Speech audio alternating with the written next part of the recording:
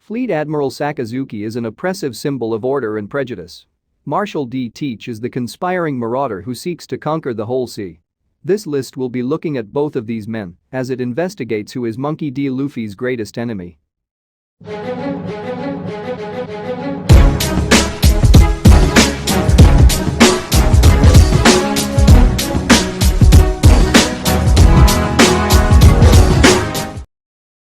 One of the easiest jeers against Sakazuki is the fact that he ended all hope in the One Piece world.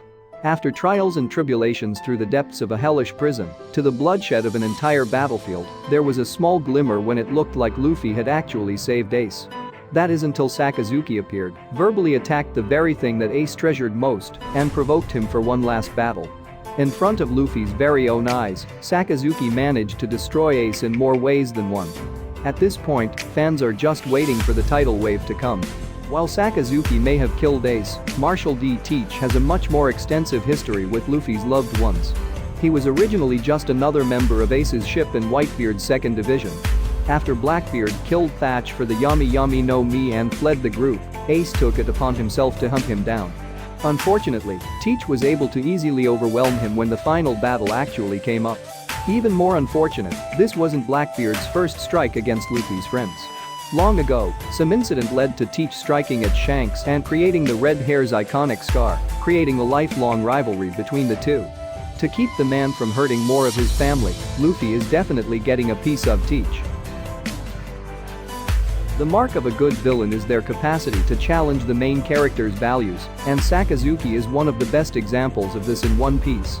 Monkey D. Luffy represents everything. Freedom, energy, and fun, aspiring to be the most free person in the entire world.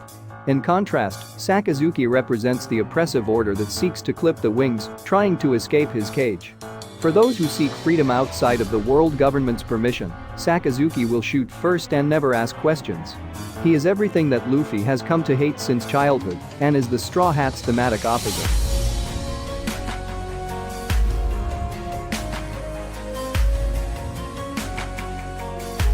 While Sakazuki may oppose Luffy morally and thematically, Blackbeard opposes him at a more personal level.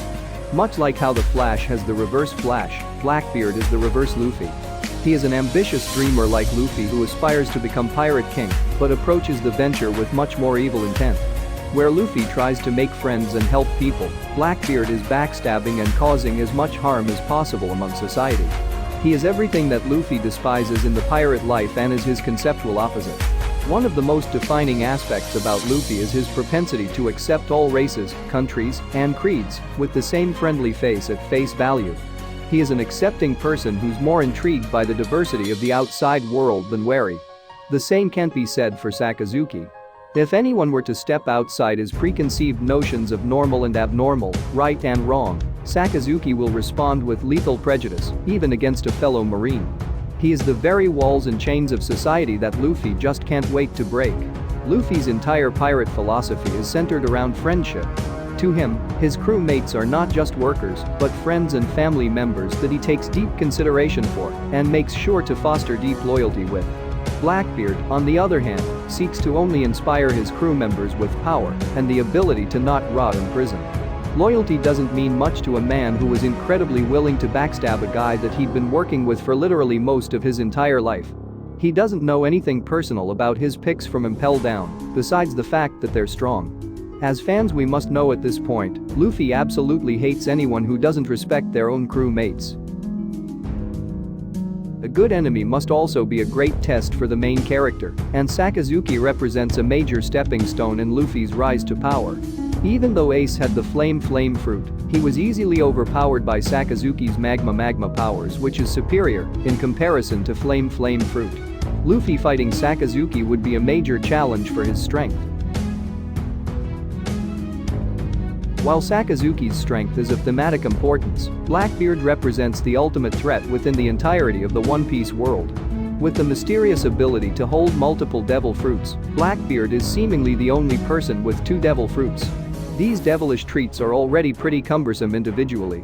But when they're stockpiled together, they could spell real trouble for the confused victim just trying to process what's going on.